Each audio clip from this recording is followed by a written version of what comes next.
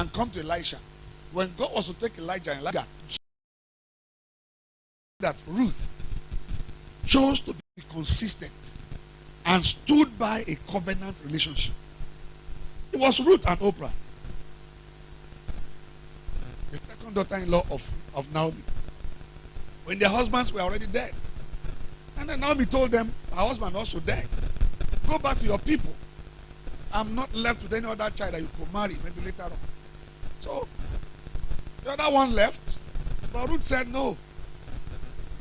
No, ma, I'm going to be beer or whatever. He sang that he has killed his 10,000.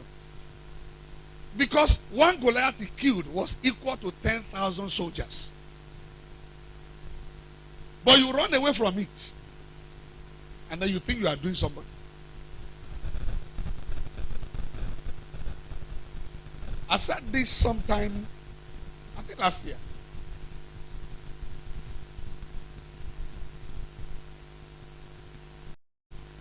There is a level of blessing that God will want to bring into your life. But if you don't have the mind to handle it, it can kill you.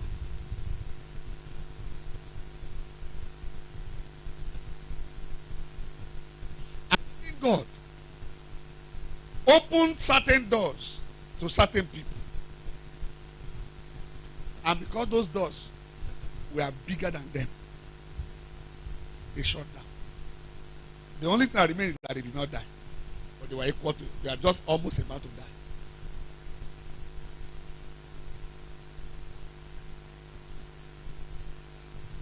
As Peter was talking to me about someone the other day, I said, forget, just leave it. It's bigger than him. This thing you are looking at or that you are talking about is bigger. It's bigger. Will you blame God? No. Will you blame the pastor who prayed for the person? No. When your mind cannot grow beyond the village where you are coming from, that is when I believe that village people are doing you. It's not because there's a witch somewhere. Understand what I'm saying? Just the problem is that when they say village people, your village people are after you. It's not because there's a witch in your village doing something.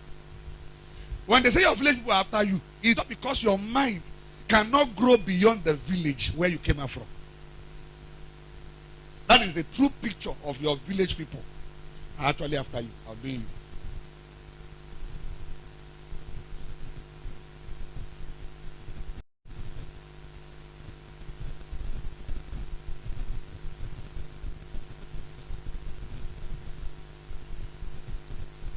Elisha was just a farmer.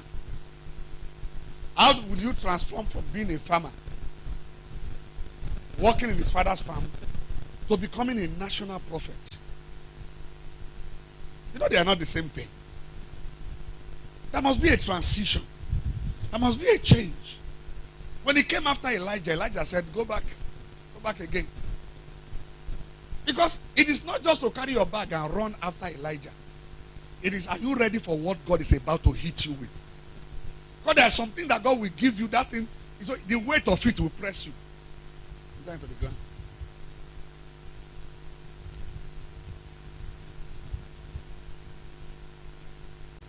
You can imagine somebody, God introduced someone into someone's life, a big contact. But because you don't know how to handle that contact, you decided to disconnect from WhatsApp. Disconnect from the whole world, from interacting from the whole world, because you are intimidated. And yet you do not understand that this that God is doing, God wants to bring not only you.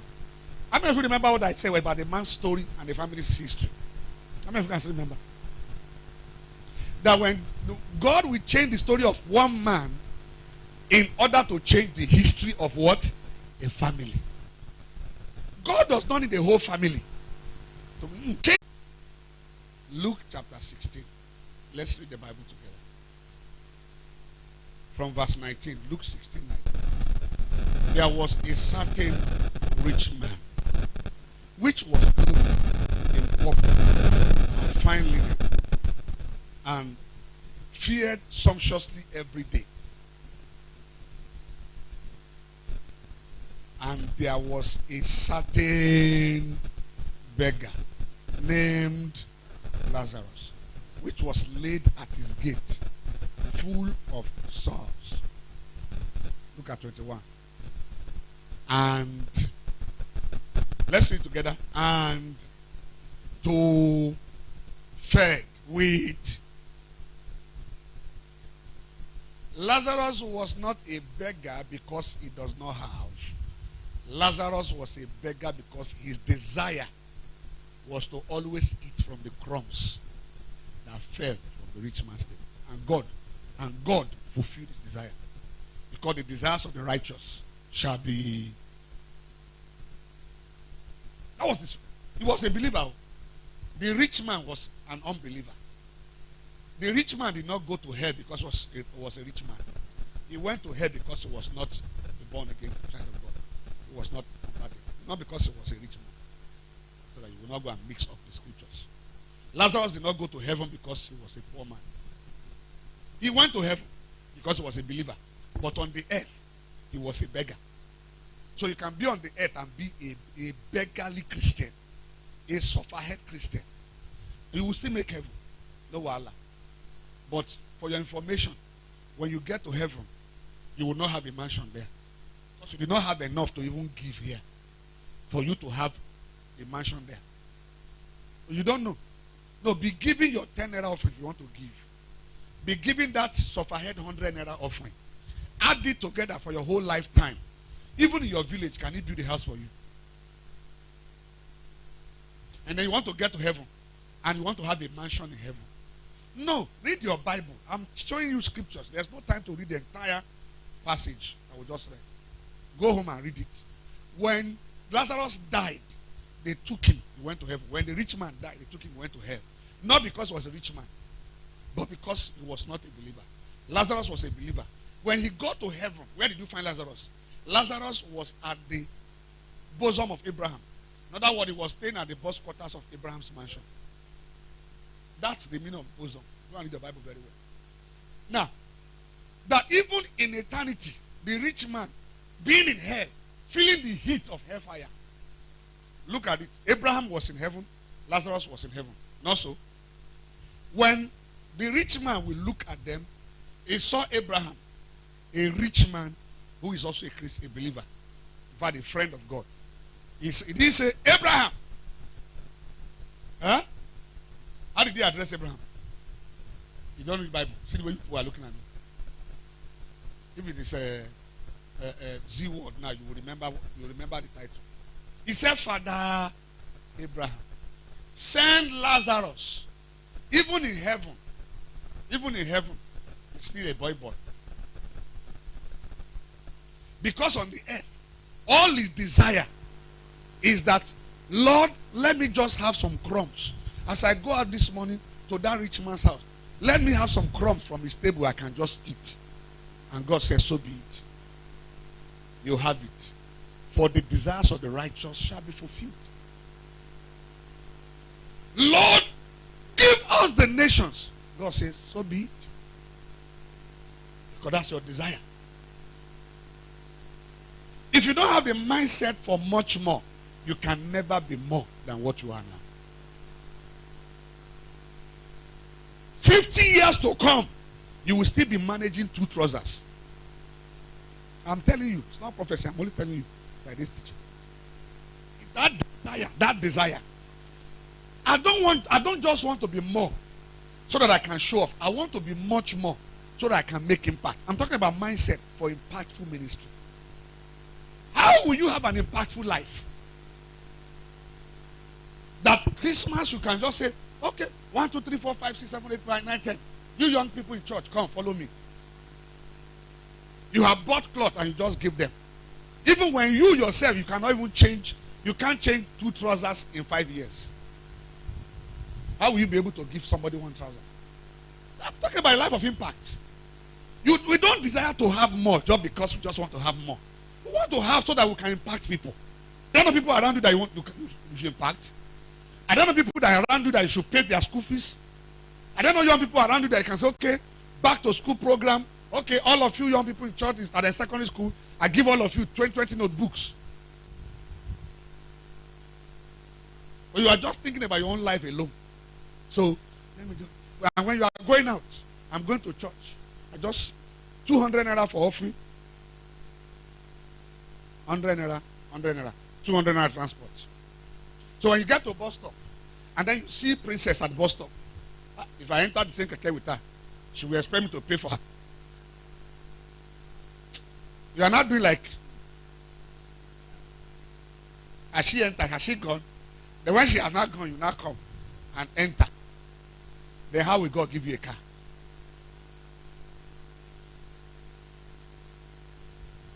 I'm talking to you about mindset for impactful life. If you want to live an impactful life, a life that makes impact on other people, then you must have the mindset for much more. God, I want to be more than this. And be a blessing. Don't just ask God, bless me. Yes, Lord. Your prayer should stop from Lord, bless me, to Lord, make me a blessing. Make me a blessing to my generation. Make me a blessing to all the young people around me. Make me a blessing to my family. Make me a blessing to my parents. Make me a blessing to my siblings. Make me a blessing. Every needy person that come around me. Maybe the gospel will be much easier for you to preach. Preach. Have desire for more. Let me preach that to your neighbor. I didn't say tell your neighbor, I said preach it to your neighbor. Speak it to your neighbor as a preacher. Have desire for more. Stop having desire for nothing. For nothing. Wait a minute. You don't want to be one of the greatest people that live on earth. You don't want to be one of the prominent people that will come out from your community. You don't have that desire to be one of the good people, great people that come out from your village, from your town. You don't have that desire to be like that. Have desire. Have that mindset. It's important. Give me for 2. He said, that's what I want. He didn't say, I want half. I want 1/4 of your spirit. He said, I want double. You see, your spirit times 2. That's what I want. Desire for much more. Have desire to be more than this. Hear me. Have a desire to be more than what your parents were. It is godly. It's not ungodly. Have a desire to be greater than your father, your grandfather, your great-grandfather. In fact, anybody that have ever lived in your family. Lazarus had a terrible desire. Let me show you a scripture verse in Genesis chapter 5. Genesis 5. You see, why men were being born, and then we name them, and then something will be said about them. Because names are prophecies. Have you gone to discover the prophecy of your name? Have you gone to discover the prophecy surrounding your birth? Have you gone back to check the prophecies that have come to you since you got born again? Some of you don't even care about those things. And you don't know that those things are very important. Because you use your prophecies to checkmate your life.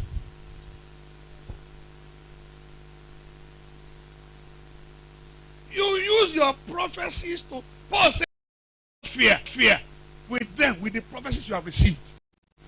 You check, this is what God said to me. What is wrong? What is happening to me? Genesis 5. Look at this. Verse 28. Genesis 5:28. And Lamech lived 182 years, and begat a son. And he called his name what? Noah. He called his name Noah. The meaning of Noah is rest. But look at this.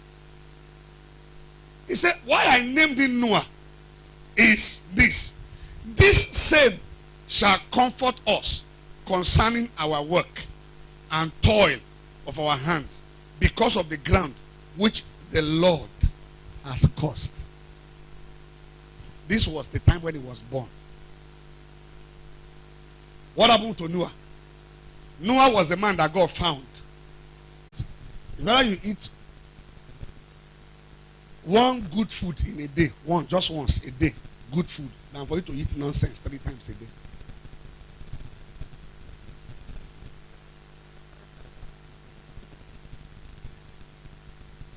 May you never grow up in nonsense. Because see, it's not how you were born that determines your destiny. You determines your destiny. Jesus was born in the manger. He was born where? Where they keep goats and sheep. But he lived an excellent life. That even at crucifixion, his garment, army officers were fighting for it. It's in your Bible. He never smelled like goats or like sheep. Some people will be born in the manger, and then they'll be smelling goat and sheep, and they will tell you, it's because, I was born inside the manger. No, it is because you don't use roll-on, and you don't use perfume. That's why. Every area where you live has a smell and odor. I don't know if you know that. Okay. You don't know. You will know very soon.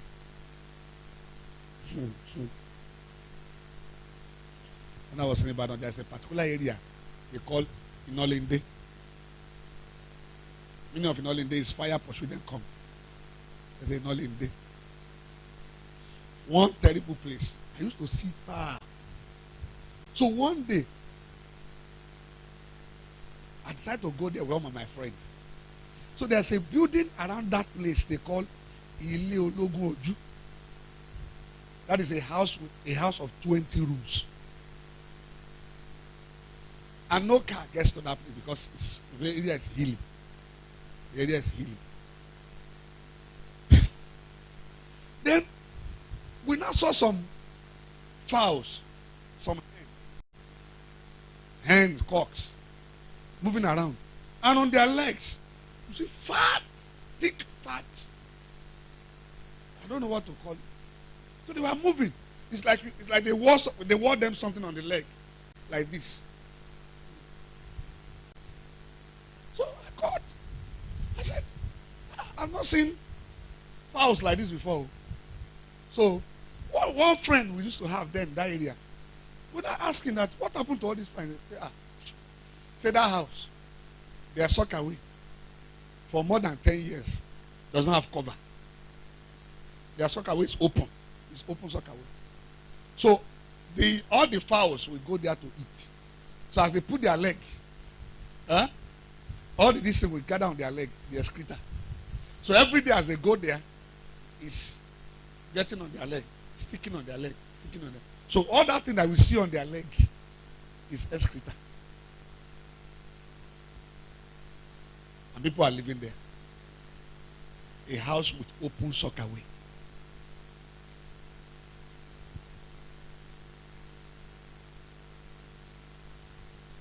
If you live around such houses, I pray for you this morning that within the next 6 months, may God frustrate you out of that place. If you like, say amen. If you like, don't say amen. Your next house rent, you will see money to pay. And the landlord will force you and chase you away. It's better you squat somewhere better than for you to be paying rent in somewhere useless. Because it will bring out useless and out of you. A place where you cannot draw inspiration from. You're not hearing what I'm saying. Then some of you are looking at me.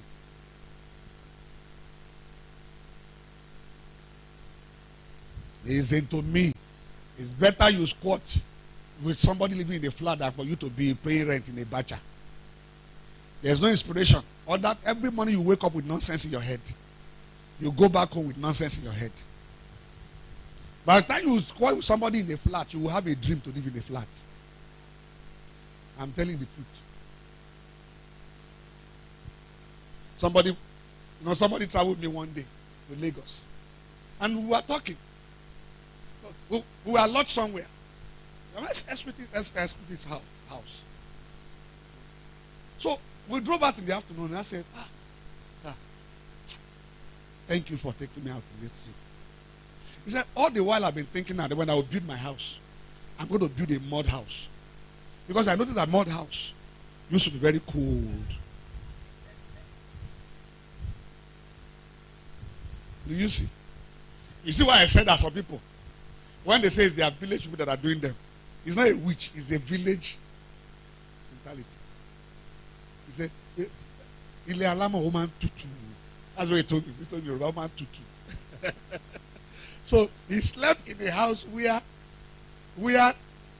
the AC, you just, and then when you want to go and bathe, you just enter the bedroom, and then the water heater, it's electronic. You just program the temperature you want, and then the water will just give you that temperature. You just open the tap. So he didn't know. He just pressed anything. And by the time he opened the water, the thing just came like hot water. So he jumped out and shouted. So what happened? I said, no. So it was when we were going out, he now told me that thing. He said, but when he will build a house, he will build this type of house. I said, wait, don't be too much in a hurry. You will still see one that is better. But because all you have been seeing all your life is mud house. The house that have window but no protector. And then you come and tell me to come and be praying for you, for the person that enter your room to steal your phone. Am I the one that's saying to go and rent a house that doesn't have protector?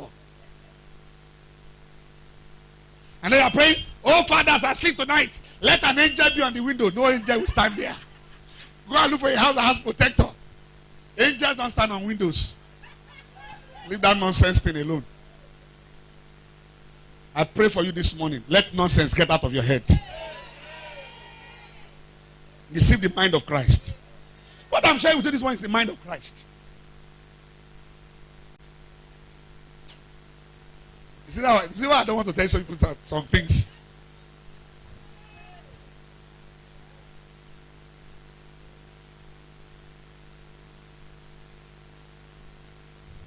They'll go and sell puff-puff for you that. But because you won't see it. What you are eating is puff-puff with sand. Look at the kind of dust. Go outside now, touch any of those cars outside now, you see. And then somebody put puff-puff and buns like that.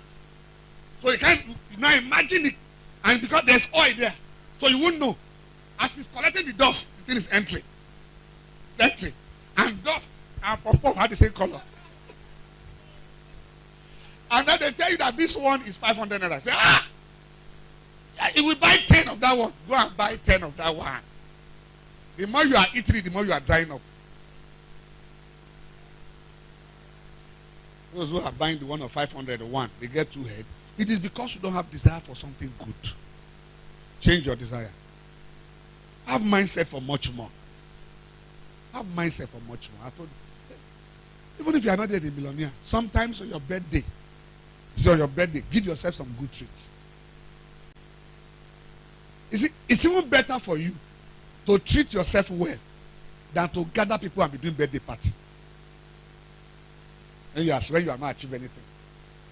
If you have 20,000 to gather, sorry to say, to gather some knockheads together, and that doesn't know anything and won't contribute anything to your life, take that 20,000 and go to one nice place and buy food worth 12,000. Eat it. And look at which was that food. And look around. Look at the place and say, very, very soon I'm coming back. I'm coming with my family. You think that food is the only best place for that court? You see, that shows that many of you are village people, local people. Yorubas will say, Jata, you know they go out.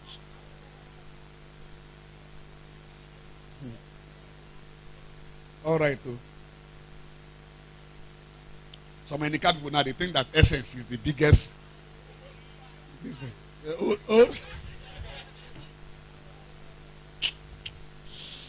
When no spice was there, but the way people were.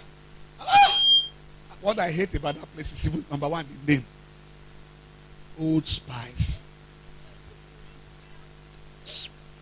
You will taste food, you'll be tasting firewood. But they know that that is a Nika standard. They know that Nika people, after all, now mama put off with sand in the chop. So if we receive this one, they will hail it. They will say, this one are correct. Force yourself out from where you are. You see, a few years ago, I threw a challenge. And when I say things, I know the things I say. And I don't forget them. That particular year, I gave a challenge, especially the pastors and ministers. I said, if you have never traveled by air before the end of this year, find money, fly. Even if you just fly and come back by road, or travel by road to Lagos and fly back to Port Harcourt. To do what? Just fly.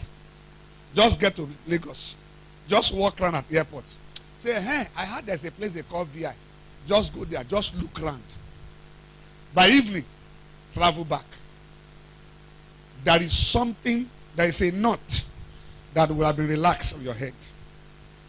And something will have been reprogrammed in your brain. Because when you enter the plane and you look around and you see that the people who are sitting down there are not angels and they don't have horns. They are people like you. You see some of them, small boys. You see them. There will be a shift in your head. When the aircraft is lifting off the ground and you are looking how you are moving up, there is a change that will come to you. Some few people took that challenge and their life have not remained the same. Those who refuse to take that challenge have remained where they have been since that time. Since that time till now. Those who did not take that challenge that year have not traveled by air. Till now. It's only the prayer of grace and mercy that will make them to travel by air till they die.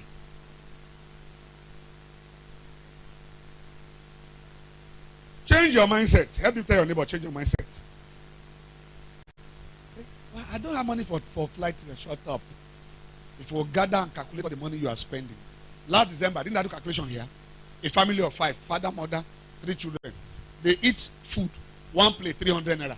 At least that's the cheapest I can say. You say a poor family, one person eat 300 naira. And in 1 year, they have spent 1.620. 1,620,000 naira. In 1 year, they spent on food. And there are many families like that. They tell you that we are poor people, but they spend more than that. They spend double of that. And in January to December, they have spent over 3 million on food. We are not talking about NEPA bill, this one and that one. Because you always tell yourself that you are poor, that's why you remain poor. If that's your mindset, I can't help you. Quickly, 1 Corinthians 2:9. I close. I'll take the remaining 2 next Sunday. 1 Corinthians 2:9. 1 Corinthians 2:9. But as it is written, eye has not seen, nor ear heard, neither hath entered into the heart of man the things which God has what? Prepared for me that love him. It means whatever thing you see around me now,